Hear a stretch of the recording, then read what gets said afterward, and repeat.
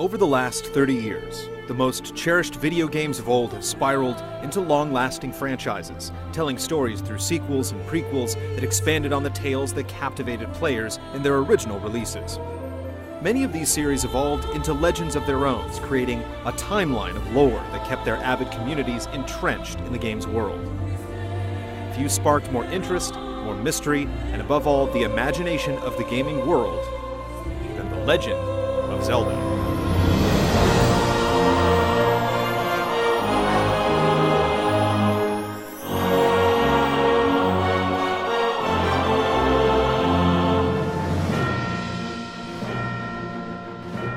This tale began back in 1987 with the release of The Legend of Zelda for the NES. It went on to become a landmark for many reasons, but its plot wasn't among them. The only story elements came in the form of a brief text paragraph that explained you were on a quest to save Zelda from an evil being known as Ganon. If you managed to delve into the game's manual, you were treated to a bit more narrative, like why Ganon, wielding the Triforce of Power, invaded Hyrule, seeking the Triforce of Wisdom. When Zelda caught wind of the invasion, she dispatched her nursemaid Impa to find a hero valiant enough to save Hyrule, but not before breaking the Triforce of Wisdom into 8 fragments and hiding them. Link eventually claimed these fragments and saved the kingdom and its young princess.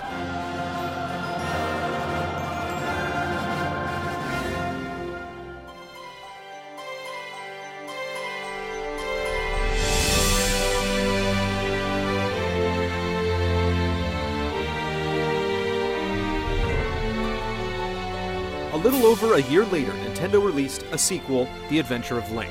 From the game's introduction and manual, we learned that after Ganon was destroyed in the first game, Link set out to find the Triforce of Courage in order to awaken a slumbering Princess Zelda. Not the same princess from the original game, but an ancestor from an era long past. Meanwhile, Ganon's minions were out for Link's blood, which could be used to revive the Demon King. A few more narrative elements were sprinkled throughout the game, but much of the plot was again tucked away in the game's manual. The backstory here painted a broader picture of the Kingdom of Hyrule and its history, bringing to light a tale that transpired long before either of the two games. It felt like there was more to the chronology than a few lines of text. Nevertheless, Hyrule planted the indelible thought that there was more to it than initially met the eye, igniting the imaginations of countless travelers who would brave its monster-ridden plains.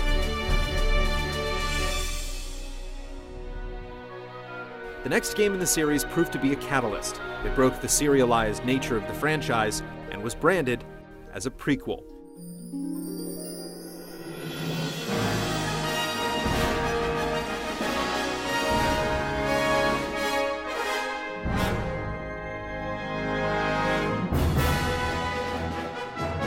The new adventure put a heavier emphasis on the story, one which developed over the course of the game. Unlike its predecessors, players experienced the story simply by playing the game. A Link to the Past established much of the foundational lore the rest of the series would eventually draw upon, like the creation of Hyrule, the Triforce, the Master Sword, and the origins of Ganon. Given the information available, the chronology of lore in the Zelda universe appeared simple enough. However, Nintendo's decision to make a prequel, rather than continue in a serialized format, marked the start of a perplexing trend.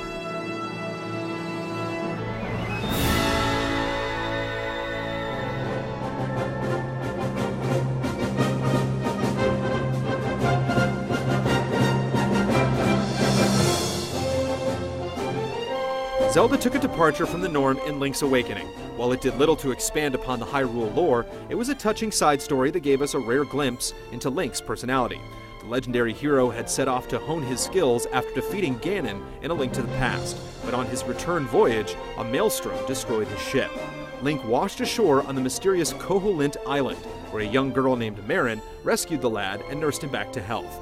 The girl bore a striking resemblance to Zelda, one of the game's few connections to the rest of the series. Link learned that the only way to leave the island was to wake the Windfish, a protective deity slumbering inside a giant egg atop the island's tallest mountain. However, Link's freedom ultimately came at a high price. The entirety of Koholint was but a dream of the Windfish, and to Awakening the creature would spell the end of the island and all its inhabitants. It was an emotional tale with a depressing conclusion that remains one of the most memorable in the series. Though Link's Awakening was more of a side story, it potentially held an important clue for theorists to piecing the series together. The ship that Link was sailing on bore a striking resemblance to the ship introduced in later games, suggesting those games might share a connection. Distant association through shared imagery like this later formed a good number of the binding threads that eventually pieced the games together.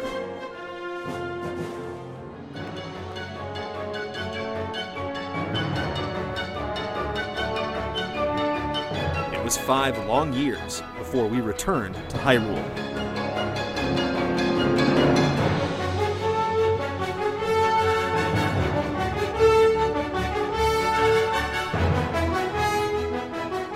In 1998's Ocarina of Time was presented as an origin story, chronicling the events that had been partially described in previous games.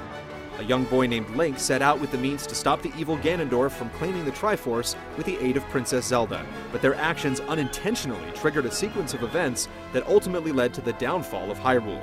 In the aftermath, Link gathered the courage to travel between 2 time periods in order to awaken 7 sages and obtain the strength to defeat Ganondorf once and for all. The Hero of Time's adventure provided deeper insight into the series' mythos. 3 goddesses created Hyrule, and when they departed, they left behind the sacred Triforce, a relic that could grant one's wishes. In order to protect such a powerful item from falling into the wrong hands, it was hidden away in the sacred realm. Ganondorf, king of the Gerudo, lusted for this divine relic, and eventually learned of its resting place. For timeline theorists, the battle to stop Ganondorf from conquering Hyrule and ultimately seal him away in the sacred realm appeared to fall in line with what was outlined in A Link to the Past. In the months leading up to its release, Nintendo touted Ocarina of Time as a Genesis tale, and this was further supported by both the game's narrative and instruction manual. No one realized it then, but Ocarina of Time's ending later served as the basis for one of the biggest plot twists in the series. In the game's finale, Zelda decided to send the time-traveling hero back to his original time period. The implications of this action weren't fully realized until later on, but that didn't stop some from speculating.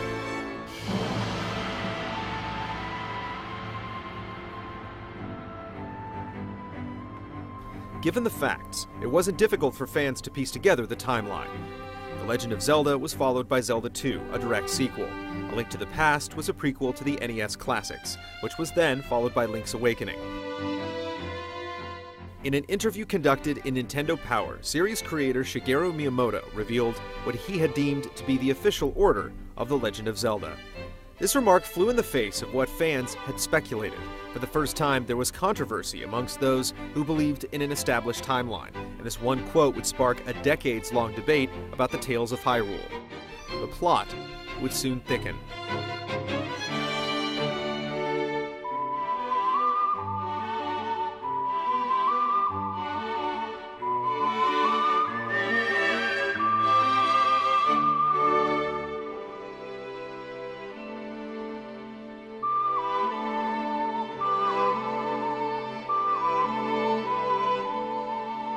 Like its name implies, The Legend of Zelda could be just that, a legend, a series of self-contained stories that drew from the motifs established by its predecessors. Many other franchises ended up following this template to give greater storytelling freedom to its writers and producers. By the early 90s, Nintendo had successfully built a franchise around Link and Princess Zelda. With video games slowly becoming a mainstream medium of entertainment, some players began holding these serialized stories to the same standard as those told in books, TV shows, and even film sagas. And Zelda was not spared. In hindsight, the creators of Hyrule failed to anticipate this from some in their newfound fanbase. Some of the series' most avid fans built on the legend, dedicating themselves to piecing together what they perceived as threads that tied the story of every Zelda game together in an overarching chronology, a timeline. These fans were eventually branded as timeline theorists.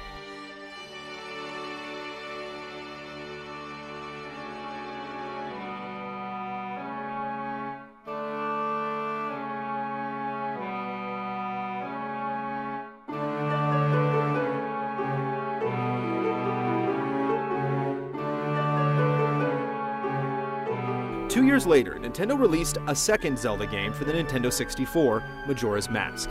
The opening sequence of the game revealed that several months after Ocarina of Time, Link was drawn into an alternate dimension called Termina, while searching for a friend. This strange world was being terrorized by the Skull Kid, a mischievous forest imp from Ocarina of Time who had stolen a mask, granting him incredible powers. Link only had 3 days to stop the real culprit, Majora's Mask itself, before it brought the moon crashing down into the surface. Like Link's Awakening, this direct sequel was more of a side story, but it served as an important clue for theorists who wanted to decipher a potential timeline. Majora's Mask took place after Link was returned to his original period by Zelda at the end of Ocarina of Time.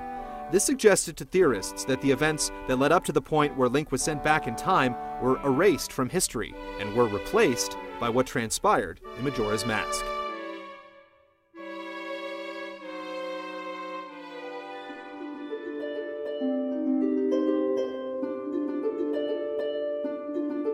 A few months after Majora's Mask, we were treated to not one, but two simultaneous Zelda releases, 2001's Oracle of Seasons and Oracle of Ages for the Game Boy Color. Link was investigating the Triforce in Hyrule Castle one day when he was whisked away by the Divine Relic to the distant lands of Holodrum and Labrynna. Evil forces terrorized each land, and Link set out to restore order before they completely fell into chaos. Behind the scenes, Ganon's followers used the turmoil to their advantage and attempted to revive their fallen master. Many elements within the game's story pointed towards other games in the series, like the ship and the ending bearing an uncanny resemblance to the one in Link's Awakening, and timeline theorists sprang into action.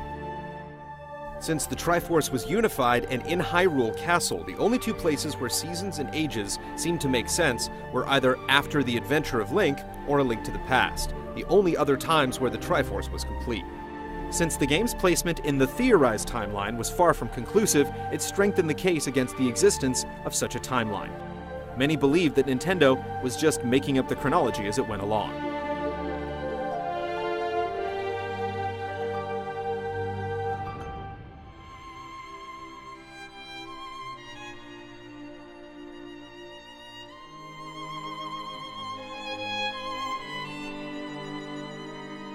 Nintendo re-released A Link to the Past in 2002 for the Game Boy Advance, which included a multiplayer game called Four Swords. This new version of the classic Super Nintendo game contained revised dialogue that amended terms like wise men with sages, a more direct reference to Ocarina of Time.